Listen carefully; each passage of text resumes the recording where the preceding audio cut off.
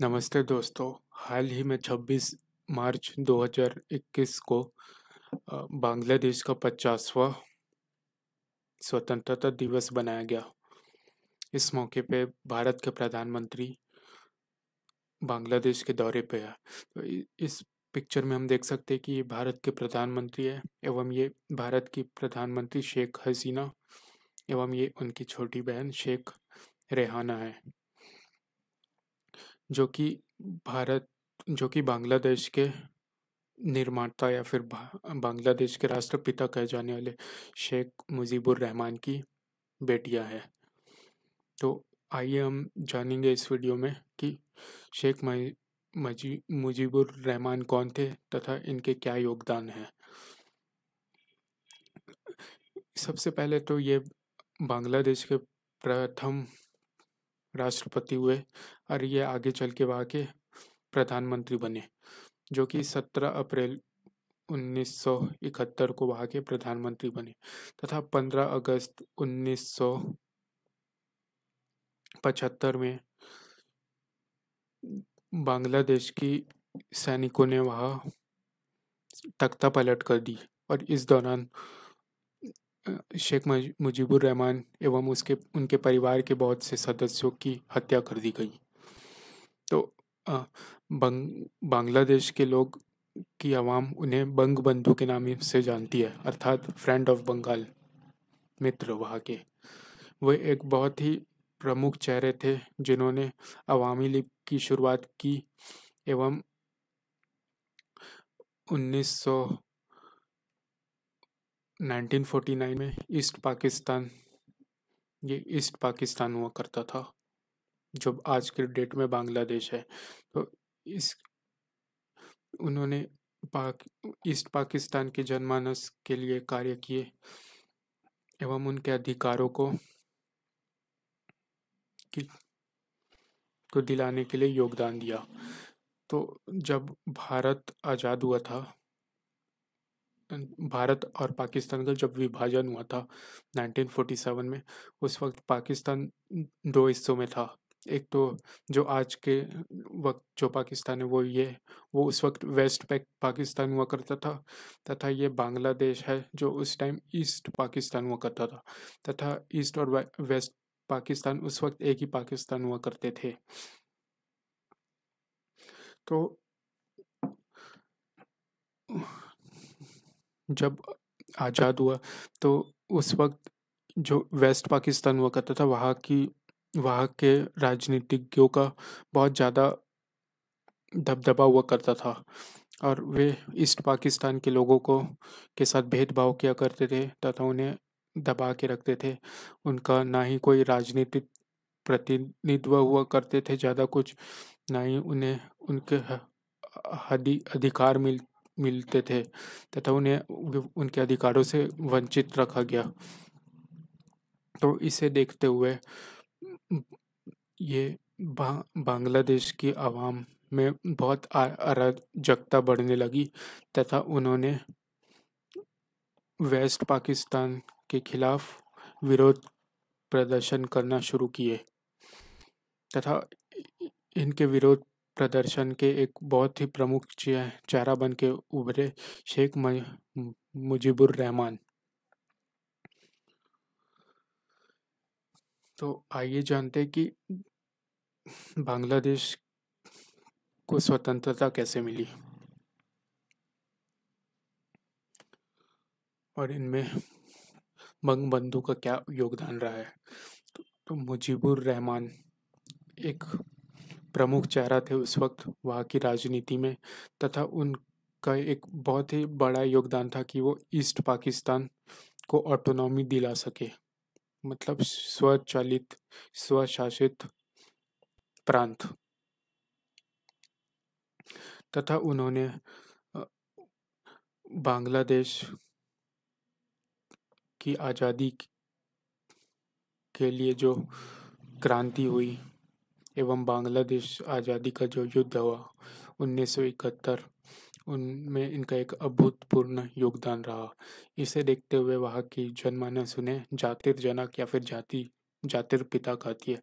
इसका मतलब होता है कि राष्ट्र के पिता। तो उनका शेख मुजीबुर रहमान बांग्लादेश के संस्कृति, बांग्लादेश की भाषा जो कि बांग्ला हुआ करती थी, उसको लेके तथा उसे उसके संग्रहण एवं उसे बचाने के लिए अनेक प्रयास किए, जिसे देखते हुए बांग्लादेश की जो जनमानस थे वो उनसे बहुत ज़्यादा प्रभावित हुए। तो जब ईस्ट पाकिस्तान और वेस्ट पाकिस्तान बना आज़ादी के बाद 1947 में, तो उस वक्त जो बंगाल की पॉपुलेशन है वो वेस्ट पाकिस्तान से ज़्यादा हुआ करती थी। इसके बाद भी जो बंगाल के लोग हैं उन्हें वहाँ उनके अधिकारों से वंचित रखा गया, उन्हें आर्थिक मदद से वंचित रखा गया तथा उन्हें उनका दोहन किया गया। उनकी संपत्तियों को यहाँ से वेस्ट पाकिस्तान ले जाया गया तथा इनसे उनका विकास अवरुद्ध रहा। तो इन सब के चलते जो वहाँ पर क्रांति उत्पन्न हुई, उनके मध्य में शेख मुजीबुर रहमान ने एक 6 बिंदु स्वशासी प्लान बनाया।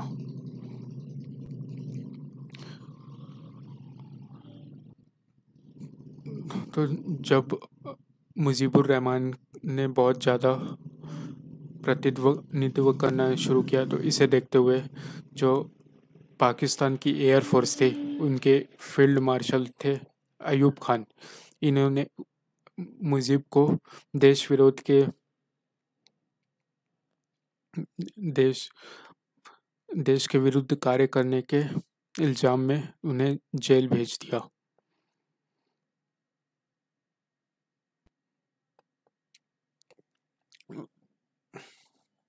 उसके पश्चात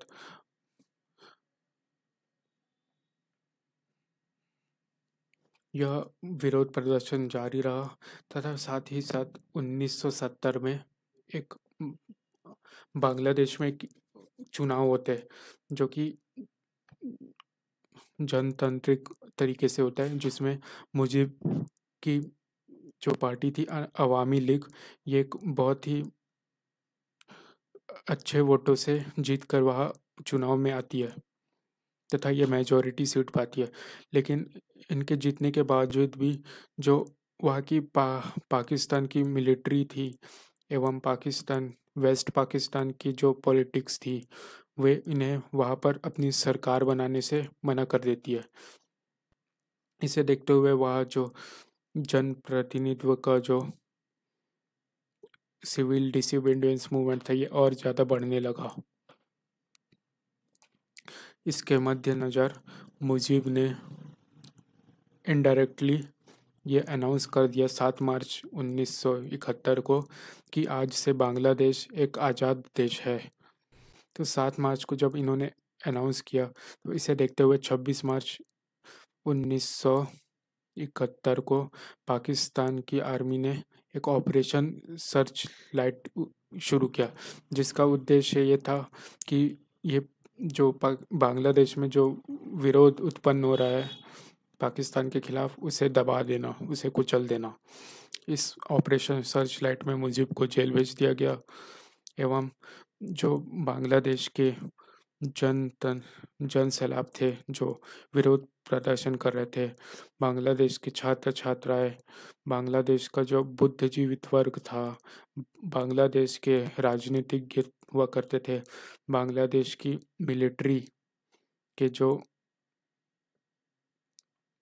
मिलिट्री में कार्यरत जो जवान थे, जो जिन्होंने ये इस बांग्लादेश लिबरेशन मूवमेंट को सपोर्ट किया, उन सभी का कत्लेआम कर दिया गया। तत्पश्चात 26 मार्च को बांग्लादेश के स्वतंत्रता दिवस के रूप में मनाया जाता है। तो जब बांग्लादेश की स्वतंत्रता का युद्ध प्रारंभ था, उस वक्त बांग्लादेश में एक बहुत ही बड़ा नरसंहार किया गया पाकिस्तान की फौज सैनिकों द्वारा। इ- इसके विरोध में बांग्लादेश की आवाम ने मुक्ति वाहिनी नाम के एक संगठन का निर्माण किया, जिनका जिनका मकसद था कि छापामारी युद्ध, गोरिल्ला वॉर करके बांग्लादेश की मिलिट्री एवं बांग्लादेश की मतलब पाकिस्तान की मिलिट्री एवं पाकिस्तान की सरकार के खिलाफ विरोध प्रदर्शन करना एवं छापामारी युद्ध करके उनके ऑफिसर्स को ख़त्म करना, यह उनका उद्देश्य था। तो इसमें बहुत से लोग शामिल थे, जिनमें बांग्लादेश का एक बड़ा वर्ग शामिल था। बांग्लादेश के जो वहाँ के मूल व्यक्ति थे जो बांग्लादेश की मिलिट्री में शामिल थे, उन्होंने भी इस मुक्ति बाहिनी का साथ दिया एवं वहाँ की जो पैरामिलिट्री हुआ करती थी, अर्धसैनिक बल, उनके भी कुछ जवान थे, वो भी मुक्ति बाहिनी के साथ थे। तो इस मुक्ति वाहिनी का साथ भारत के आर्म्ड फोर्सेस मतलब भारत की सेना ने भी इन्हें इन्हें सपोर्ट किया। वे इन्हें हथियार सप्लाई किया करते थे तथा इन्हें ट्रेनिंग दिया करते थे। लेकिन पाकिस्तान उस वक्त तक भारत उस वक्त खुद डायरेक्टली इस युद्ध में शामिल नहीं हुआ था। लेकिन जब पाकिस्तान ने भारत की के एयरफोर्स के हवाई अड्डों पर जब उन्होंने अटैक किया, तो इसके जवाब में भारत की सेना खुद इस युद्ध में उतर गई और उन्होंने खुलकर मुक्ति वाहिनी एवं बांग्लादेश का साथ देना शुरू किया एवं पाकिस्तान की आर्मी से उन्होंने युद्ध करना शुरू किया। अब दिक्कत यह आ गई कि की सै- बांग्लादेश के पाकिस्तान के सामने दो दो दुश्मन मौजूद थे। एक तो भारत की सैनिक जो बहुत ही शक्तिशाली थी उनके कंपेयर में, एवं पाकिस्तान की बांग्लादेश की मुक्ति वाहिनी एवं बांग्लादेश की आवाम, इन दोनों का सामना करना पाकिस्तान की सैनिकों के लिए बहुत ही मुश्किल था। तथा उन्होंने भारतीय सैनिकों एवं बांग्लादेश के सामने घुटने टेक दिए तथा उन्होंने अपनी हार को स्वीकार किया। तथा 1951 का जो युद्ध है, इसमें पाकिस्तान के 90,000 सैनिकों ने भारत की सेना के सामने सरेंडर किया था, जो कि विश्व का एक रिकॉर्ड है कि एक साथ 90,000 सैनिकों ने सरेंडर किया। तो 1971 में जितने भी सैनिक थे उन्हें भारत भारत सरकार ने ससम्मान पाकिस्तान के सैनिकों को उन्हें वापस लौटाया। तो हमने देखा था अभी कि आयूब खान के 6 मुख्य बिंदु। तो ये 6 मुख्य बिंदु उन्होंने सन 1966 में लॉन्च किए थे तथा इसका मुख्य एजेंडा ये था कि जो वेस्ट पाकिस्तान था वो बहुत ज़्यादा दबाव बना रहा था ईस्ट पाकिस्तान पे। न तो वो उन्हें आर्थिक मदद दिया करता था, न उनका राजनीतिक प्रतिनिधित्व हुआ करता था वहाँ, न ही उन्हें स्वतंत्रता थी एवं उनकी संस्कृति एवं उनकी बंगाली भाषा को भी इन्होंने दबाए रखा। तो अयूब खान की मांग थी कि जो वेस्ट पाकिस्तान है वहाँ के जो अंतर्राष्ट्रीय संबंध है एवं वहाँ की जो सैनिक बल है उसे सेपरेट रखा जाए, एक अलग रखा जाए तथा आर्थिक इनकी आर्थिक व्यवस्था भी अलग हो। इसके अलावा यहाँ दोनों दोनों ही जगह ईस्ट और वेस्ट पाकिस्तान की अलग अलग सरकारें हो। जो अलग-अलग अपने कार्य कर सके और साथ ही दोनों की अलग-अलग सैनिकें हो।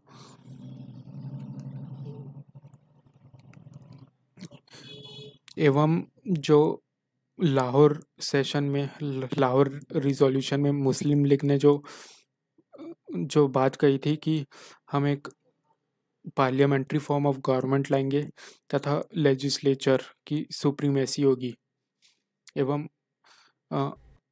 डायरेक्ट इलेक्शन होगा तथा हर वर्ग के लोगों को चुनाव में वोट देने का अधिकार दिया जाएगा, इन मांगों को लागू करे। तो इस प्रकार के पॉइंट थे जो बांग्लादेश के लोगों की हक की बात किया करते थे। तो ये थे उनके 6 बिंदु, मुख्य बिंदु। अब आगे जब बांग्लादेश 1971 के युद्ध के बाद आज़ाद होता है तो उस वक्त शेख मुजीब वहाँ के पहले प्रधानमंत्री चुने जाते हैं तथा उन्होंने वहाँ की संविधान में कुछ बदलाव लाए तथा एक नया संविधान बनाया जिसका मूल्य सिद्धांत थे राष्ट्रवाद, धर्मनिरपेक्षता, जनतंत्र एवं समाजवाद। तो इनके इन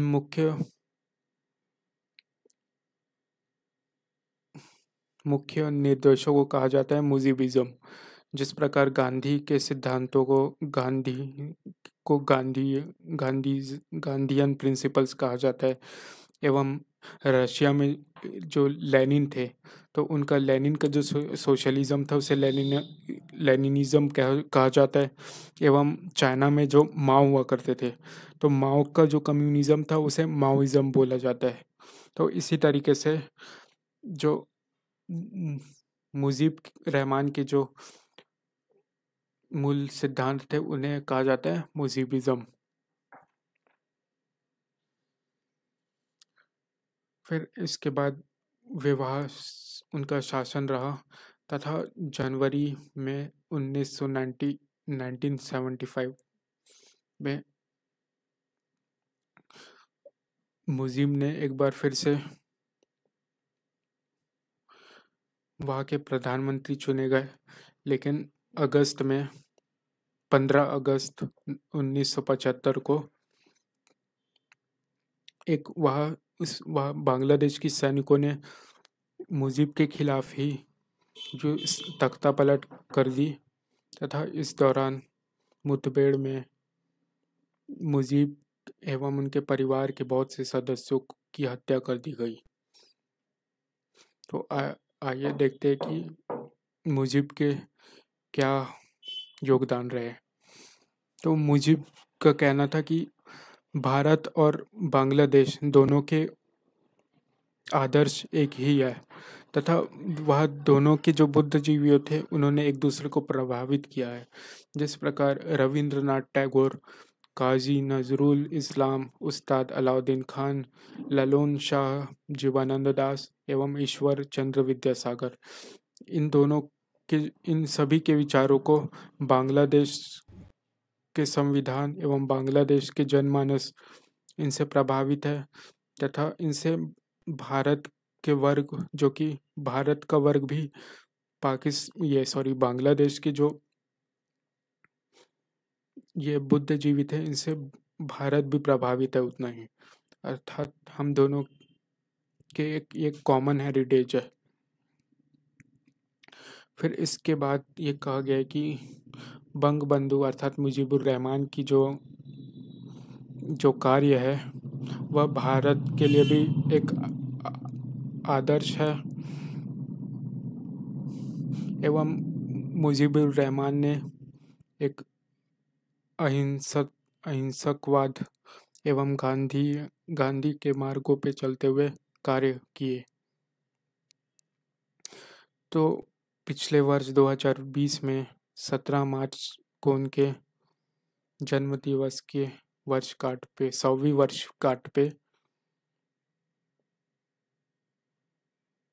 से लेके अगले वर्ष मतलब 17 मार्च इस वर्ष तक वहाँ पर मुजीब ईयर के नाम से बनाया जाता है। बनाया गया। तो आइए अब देखते हैं गांधीयन पीस प्राइज के बारे में। तो इस फोटो में नरेंद्र मोदी जब बांग्लादेश के दौरे में अभी गए थे तो उन्होंने शेख मुजीबुर रहमान बंगबंधु को गांधीयन पीस प्राइज 2020 से नामांकित किया एवं उन्हें यह अवार्ड प्रदान किया। तो मरणोपरांत शेख मुजीबुर रहमान की बेटियां जिनमें शेख हसीना एवं रेहान हसीना, इन्होंने इस पुरस्कार को उनके बदले में हासिल किया। तो आइए जानते हैं कि गांधी पीस प्राइज क्या है। गांधी पीस प्राइज उन वर्गों के लोगों उन को दिया जाता है जो सामाजिक, आर्थिक एवं राजनीतिक बदलाव लाते हैं तथा वे अहिंसक एवं गांधीवादी सिद्धांतों का पालन करते हुए अपने दिशा निर्देश पे आगे चलते हैं। तो शेख मुजीबुर रहमान को मानव अधिकार एवं मानव की स्वतंत्रता का एक प्रमुख चेहरा माना जाता है और वह भारतीयों के लिए भी एक आदर्श है तथा मुजीब के जो आदर्श है वह भारतीयों के लिए भी उतने ही सराहनीय है एवं वे उतने ही जड़ित है।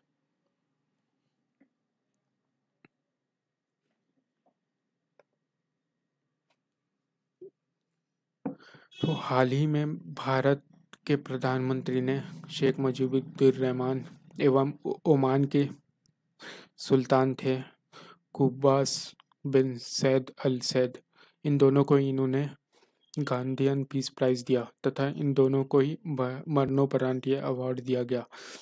तो मुजीबुद्दीन शेख को 2020 का गांधीयन पीस प्राइज दिया गया एवं ओमान के सुल्तान को 2019 का प्राइज दिया गया। ये बात याद रखिए। फिर इसके बाद आता है गांधीयन पीस प्राइज, जो कि भारत सरकार के द्वारा सन 1995 को शुरू किया गया जब एक गांधी जी की 125वीं वर्षगांठ बनाई गई, जन्म दिवस की वर्षगांठ बनाई गई। तो यह उन सभी को लोगों को दिया जाता है जो कि सामाजिक, आर्थिक, राजनीतिक बदलाव लाते हैं एवं अहिंसकवाद का पालन करते हैं। इस पुरस्कार के तहत 1 करोड़ रुपए का इनाम एवं एक स्क्रॉल दिया जाता है तथा एक चिन्ह दिया जाता है तथा एक ग्रंथ भी दिया जाता है। तो यह पुरस्कार किसी व्यक्ति विशेष को भी प्रदान किया जा सकता है या किसी संगठन, किसी संस्था या किसी सभा को भी प्रदान किया जा सकता है। तो यह पुरस्कार हर किसी के लिए प्रदान किया जा सकता है जो कि किसी भी देश से हो सकता है, किसी भी वर्ग का हो सकता है या किसी भी लिंग का हो सकता है। तो यह पुरस्कार का चुनाव भारत के प्रधानमंत्री एवं भारत के मुख्य न्यायाधीश एवं जो अपोजिशन पार्टी है उसके लीडर तथा लोकसभा के स्पीकर और एक सुलभ इंटरनेशनल करके एक NGO है, उनके संस्थापक, ये सभी मिल के ये इस पुरस्कार को प्रदान करते हैं। तो आज के लिए इतना ही, धन्यवाद।